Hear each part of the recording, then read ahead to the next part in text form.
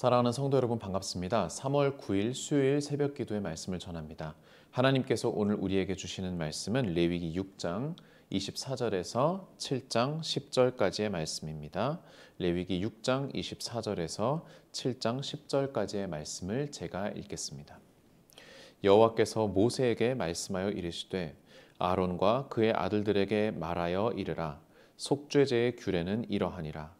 속죄제 제물은 지극히 거룩하니 여호와 앞 번제물을 잡는 곳에서 그 속죄제 제물을 잡을 것이요 죄를 위하여 제사 드리는 제사장이 그것을 먹되 곧 회막들 거룩한 곳에서 먹을 것이며 그 고기에 접촉하는 모든 자는 거룩할 것이며 그 피가 어떤 옷에든지 묻었으면 묻은 그것을 거룩한 곳에서 빨 것이요 그 고기를 토기에 삶았으면 그 그릇을 깨뜨릴 것이요 유기에 삶았으면 그 그릇을 닦고 물에 씻을 것이며 제사장인 남자는 모두 그것을 먹을지니 그것은 지극히 거룩하니라.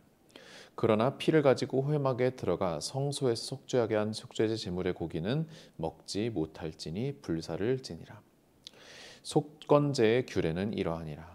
이는 지극히 거룩하니 번제물을 잡는 곳에서 속건제의 번제물을 잡을 것이요 제사장은 그 피를 제단 사방에 뿌릴 것이며 그 기름을 모두 들이되 곧 그 기름진 꼬리와 내장에 덮인 기름과 두 콩팥과 그 위에 기름 곧 허리 쪽에 있는 것과 간에 덮인 껍풀을 콩팥과 함께 떼어내고 제사장은 그것을 다 제단 위에서 불살라 여호와께 화제로 드릴 것이니 이는 속건제니라. 제사장인 남자는 모두 그것을 먹되 거룩한 곳에서 먹을지니라. 그것은 지극히 거룩하니라. 속죄제와 속건제는 규례가 같으니 그 제물은 속죄하는 제사장에게로 돌아갈 것이요 사람을 위하여 번제를 드리는 제사장 곧 그 제사장은 그 드린 번제물의 가죽을 자기가 가질 것이며 화덕에 구운 소제물과 냄비에나 철판에서 만든 소제물은 모두 그 드린 제사장에게로 돌아갈 것이니 소제물은 기름 섞인 것이나 마른 것이나 모두 아론의 모든 자손이 균등하게 분배할 것이니라. 아멘. 오늘 우리가 함께 읽은 이 레위기 6장에서 7장으로 넘어가는 이 말씀들에는 우리가 레위기의 전반부에서 한 번씩 살펴보았던 여러 제사들에 대한 보충 설명이 등장합니다. 사실 모세도 그러했겠지만 우리는 더더욱 더 그렇죠. 이렇게 여러 가지 제사의 그런 형태들을 한 번 듣고 이렇게 기억하기가 쉽지 않을 것입니다. 그리고 그 앞에 나와 있는 번제라든가 소제 또 여러 속죄제, 속건제, 화목제의 그 제사 진행 방식이 우리가 그냥 처음 이렇게 읽을 때에는 굉장히 상세하게 나온 것처럼 그렇게 느껴지지만 사실 우리가 만약에 이것을 하나의 매뉴얼로 삼아서 직접 제사를 드리고자 한다면은 굉장히 단순하고 아주 그냥 기본적인 것만 알려준 그러한 매뉴얼이라는 것을 우리가 경험하게 될 것입니다.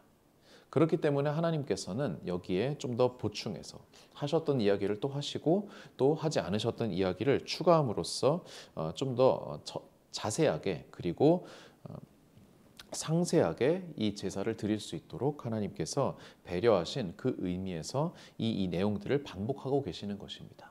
오늘 우리가 이것을 다시 읽는 그런 마음가짐으로 한번 살펴보도록 하겠습니다. 오늘의 말씀을 보게 되면은 먼저 속죄제에 대한 이야기가 6장 24절부터 30절까지 또 속건제에 대한 이야기 또 기타 몇 가지 제사장이 취할 그 제물에 대하여서 몇 가지 말씀들이 7장 1절에서 10절까지 이렇게 이어지게 됩니다.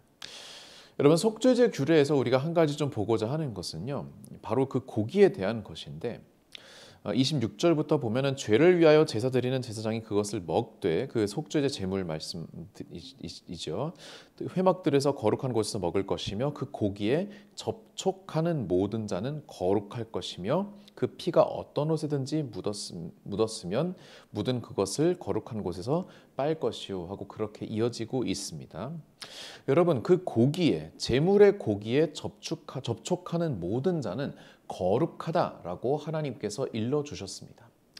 여러분 실제로 그 고기를 보게 되면은 사실 뭐 식탁에서 잘 정갈하게 차려진 그러한 고기가 아니지요. 예. 광야의 회막에서 사방이 이렇게 다 사실상 뚫려 있는 그 회막에서 살아있는 제물을 짐승을 그 자리에서 잡고 피를 여기저기다 다 이렇게 뿌리고 붓고 그래서 피투성이가 된 그 제물 드린 자와 또 제사장이 어떻게 해요? 예, 그것을 이제 하나님 앞에 불로서 올려 드리는데 여러분 그 불도 아주 잘 그렇게 차려져 있는 그런 조리용 그런 불이 아니지 않습니까? 예, 말 그대로 제단, 나무와 그리고 여러 가지 불에 타는 물건들을 이렇게 갖다 놓고 말 그대로 원시적인 불에 이렇게 태우는 그러한 제물입니다. 아주 뭐 위생적으로는 우리가 오늘날의 시각으로 봤을 때 위생적으로 뭐 문제가 많은 그러한 자리겠지요. 그런데 여러분 그 자리에서 그것을 먹으라고 거룩한 곳 회막들에서 먹으라고 그렇게 말씀하셨습니다. 여러분 그 자리에서 그것을 먹는 그 행위가 뭐 굉장히 먹음직스럽고 그러한 행위는 당연히 아니겠지요.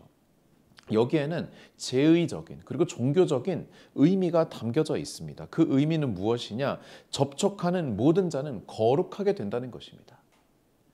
여러분 위생적으로 볼 때는 오히려 지저분해지는 것이죠. 비위생적으로 변하는 것이죠. 그러나 하나님께서는 그것을 거룩하다고 말씀하셨습니다. 그 이유는 무엇이겠습니까? 바로 이 제물이 가지고 있는 상징성 때문입니다. 이 제물은 무엇을 예표하지요? 예. 일단 기본적으로 이 제물은 나의 죄를 우리의 죄를 위하여서 죽은 무죄한 짐승 그리고 정한 짐승 흠이 없는 짐승이지요. 흠이 없고 정하고 무죄한 짐승인데 나의 죄 때문에 이 짐승이 죽임을 당하고 피를 흘리고 지금 불에 태워진 것입니다. 그리고 하나님께 드려진 것이죠. 하나님께 드려진 이 짐승이 이제 어떻게 됩니까? 이 짐승의 고기가 하나님께 드려짐으로써 거룩해졌습니다. 그리고 그 거룩한 고기를 제사장이 이제 먹는 것이죠. 이것은 무엇을 예표하는 것이겠습니까? 예, 물론 이것은 우리를 위하여서 죄 없으신 예수님께서 그 죄를 담당하시고 십자가에 달려 돌아가신 그 대속의 죽음을 예표한 것이지요. 그리고 상징하는 것이지요. 누구든지 예수님의 몸에 접촉한 자, 무슨 말이겠습니까? 예수님의 고기를 먹고 마신 자, 그리고 예수님의 그 육신의 고통과 그 흘린 피를 몸에 받은 자, 예수님을 믿고 예수님의 길대로 걸어가기로 다짐하는 자, 그는 누구나 거룩해진다라고 하는 그러한 성화의 상징이 이 가운데 들어가 있는 것입니다. 그렇기 때문에 우리는 성찬의 예식을 통하여서 거룩함을, 예수 그리스도의 거룩함을 우리 안에 공유하는 것이죠. 그러나 그 제의에는 한 가지 또 예외가 있습니다. 30절 그러나 피를 가지고 회막에 들어가 성소에서 속죄하게 한 속죄제 제물의 고기는 먹지 못할지니 불사를지니라. 여러분 이것은 무슨 말이냐면은 속죄제의 제사 중에서 피를 가지고 회막에 들어가 성소에서 속죄하게 하는 그 제사가 따로 있습니다. 그것은 누구냐 하면은 제사장과 또 온 회중의 죄를 위하여서 드리는 속죄제, 아주 특수한 속죄제입니다. 바로 이 제사장을 위해서 드리는 또 회중을 위하여서 드리는 이 속죄제는 그만큼 아주 중요한 그런 의미를 무거운 의미를 지니고 있기 때문에 이것은 먹는 그 죄물의 고기를 먹고 거룩해지는 그러한 종교적인 의미가 아니라 이것은 온전히 하나님께 드려지는 그러한 의미로서 더 깊은 의미를 가지게 되는 것입니다. 어떻게 보면 더 중하고 더 무겁고 그리고 우리가 함부로 해서는 안 될 정말로 진지하게 받아들여야 하는 그 죽음, 예수 그리스도의 죽음에 대하여서 더 깊이 우리가 묵상하는 그러한 하나의 특별한 속죄제로 우리가 이해를 하면 되겠습니다. 이후 속건제의 규례가 나오고 또 한 가지 7절부터 보시면은요. 속죄제와 속건제는 규례가 같으니 그 제물은 속죄하는 제사장에게로 돌아갈 것이요. 예, 아까 말씀드린 것처럼 그 제물이 제사장에게 돌아간다는 것입니다. 예, 그리고 그 뒤를 이어서 제사장에게 드려지는 번제의 그 남은 물건들에 대해서 언급을 합니다. 일단은 여기 고기가 앞에 나왔고요. 그리고 8절에 번제물에 가죽이 나오고요. 그리고 9절에 화덕에 구운 소제물, 그리고 철판에서 만든 소제물, 가루를, 곡식 가루를 말하는 것이죠. 모두 다 제사장에게 돌아간다. 10절, 소제물은 기름 섞인 것이나 마른 것이나 모두 아론 자손이 균등하게 분배하게 된다라고 그렇게 말하고 있습니다. 앞선 우리가 이제 6장에서 살펴본 제사장이 그 고기를 먹게 된다는 것은 이제 종교적인 의미가 좀 더 강조된 말씀이었다고 한다면, 그 제물을 먹고 그 제물에 접촉하고 거룩하여진다는 것을 강조하는 의미였다고 한다면은, 이 7장 8절에서부터 10절까지의 이 말씀들은, 7절부터 10절까지의 말씀들은 실제로 제사장과 그리고 레위 자손들이 얻게 될 몫에 대하여서 말하고 있습니다. 제사를 드림으로써 그 제사에, 그 제물에게 남겨져 있는 것은 사실 뭐 전부 다 실생활에 도움이 되는, 속된 말로 돈이 되는 것들이죠. 그런데 그 고기와 가죽과 소재물, 그 곡식, 그것은 누구에게? 제사장에게 돌아가게 된다. 이것은 대단히 실제적인 의미에서 하나님께서 명령하신 것입니다. 제사장은 여러분 하는 일이 무엇입니까? 제사를 드리는 것입니다. 그러나 본인을 위한 제사는 아주 극히 일부고, 보통은 남을 위한 제사, 이스라엘 백성들, 족장들, 지도자들을 위한 제사가 대부분이죠. 그렇게 제사를 하루 종일 드리는 것은요, 여러분 이것은 요즘처럼 그냥 깨끗한 옷을 이렇게 입고 그리고 말씀을 전하는 그러한, 말하자면 화이트 칼라의 그런 노동이 아닙니다.